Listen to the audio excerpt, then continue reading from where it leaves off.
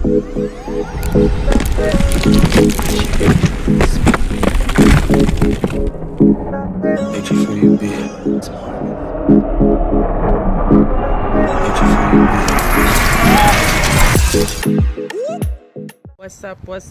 up? It's Curry Spice back with another video. I am almost at work. I've been in the area for about an hour or so, and I'm early for work. I have a training coming up. I think this should be my last training. I've had about 2 weeks of training with this job. It's a lot. But I'm enjoying the work so far. I've been on the floor working. I shadowed for 3 days, and by Sunday, which would be my next shift, I'll be working on my own. No shadowing. All that's gone. It's just me on the floor. So I'm excited about that. So I was contemplating what I wanted this video to be about. And then I was thinking about, it was something that happened to me when I was younger, and I can share it with you guys.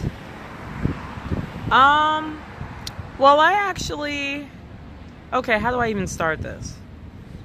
So, as you guys know, I was born and raised in New York. I'm not sure if you guys realize that, but yeah. So, I was born and raised in New York, and there was a May-December relationship that I was involved in.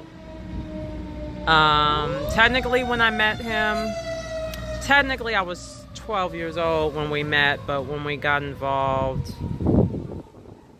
I was about 13, and when I lost my virginity to him, I was 14. But, when I met this guy, he was 36. Yes, I said it. He was 36 years old. So that makes him a pedophile. Automatically. Although it was like, I did give him my consent, but I was under 18. It wasn't a real consent, because I was not an adult.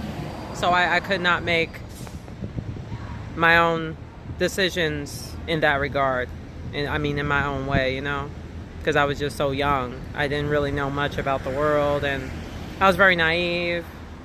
And that was right around the time I didn't lose my grandmother when I met him, but about a year later, about a year and some change later was when I lost my grandmother. So he came in right around that time.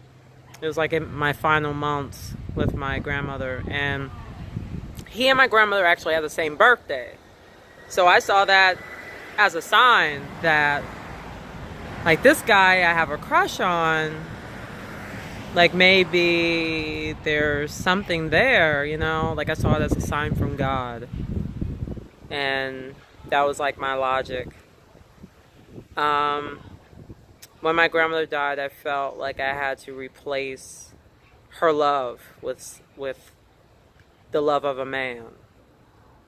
So that's when I started to get involved with men more after she passed away. But in her final year, I was just smitten on this guy. He's Puerto Rican.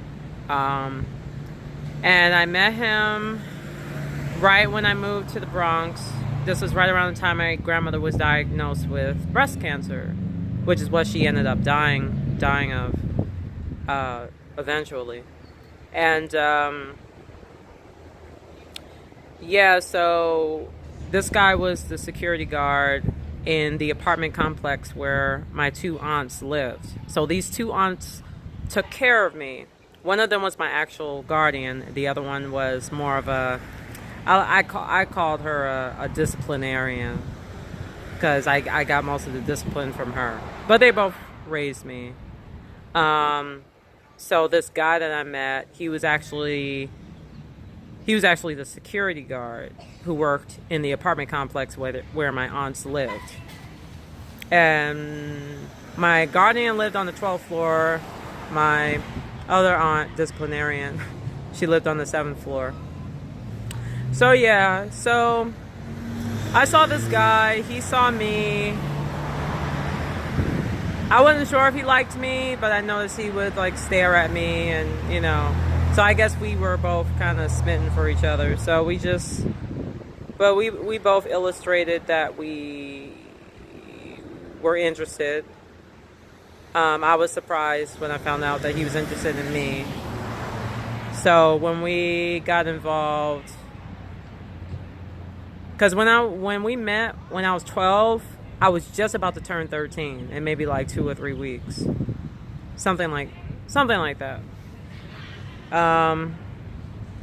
So we would talk a little bit.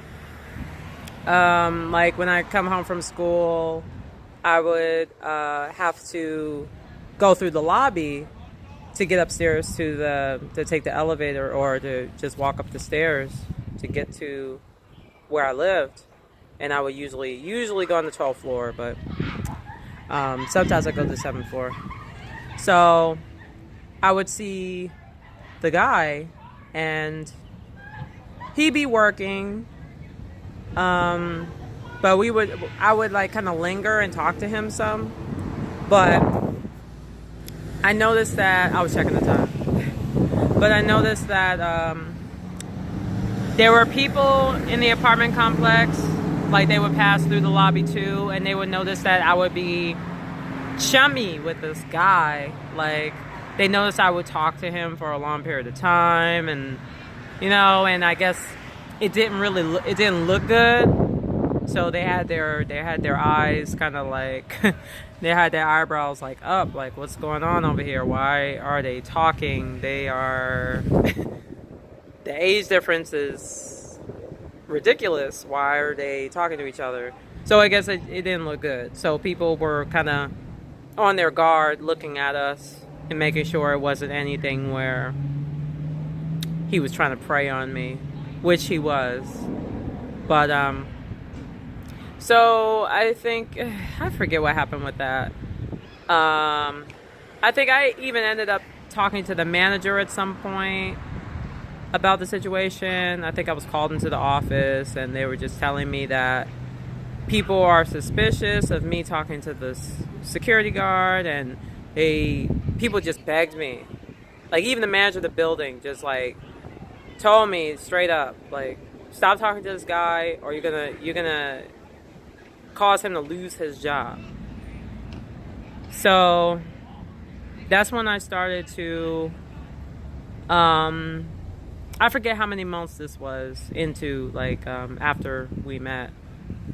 But yeah, so that's when I started to get rebellious. And I can't remember if this happened before or after my grandmother passed away. Maybe after.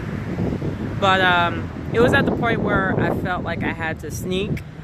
Like I had to sneak to see him. So I had to, like, go to his apartment, things like that. And then everything was like in hiding. And I ended up getting engaged to this guy. I was very in love with him. But I noticed he started to get very possessive. He didn't like me to have friends. He didn't like, he just wanted me to just live for him. And there was a time where he had tucked my internet privileges away. And this was well into our relationship, because I've been with this guy for 6.5 years. So we had a decent sized relationship. So I went from being smitten with this guy and like making plans to marry him. Well, he was my fiance. But I ended up leaving him for my husband, which I met I met my husband over the internet, but I can make another video about that one because that's a story in itself. But yeah, I ended up leaving him for my husband because this guy, he tried to, actually he did, he raped me. Like, when our relationship started to turn sour and we stopped having sex, he raped me. And I mean, that was a very unfortunate experience, and I wanted to get out of it. He preyed on me. He only wanted me to live for him. He didn't really want to help me. Like, if I needed money, he would make me do certain things to get that money. Like, he would make me have sex with him for the money, and the money he would give me wasn't even that much. It was kind of pathetic, actually. Like a $20 bill, you know, like that kind of stuff. But yeah, but that's like in short what that was about. But that was I'm just happy I'm out of that situation. But yeah, hopefully you were able to capture the essence of this video, because I was trying to encapsulate as much as I could in a short period of time to give you an idea of what exactly that relationship was about. But if you have any more questions, or if you have any questions at all, just shoot them in the comment section down below. Possibly I will make another video about this to elaborate on certain things. But yeah, that's pretty much it, and I am looking forward to spicing up your lives one episode at a time.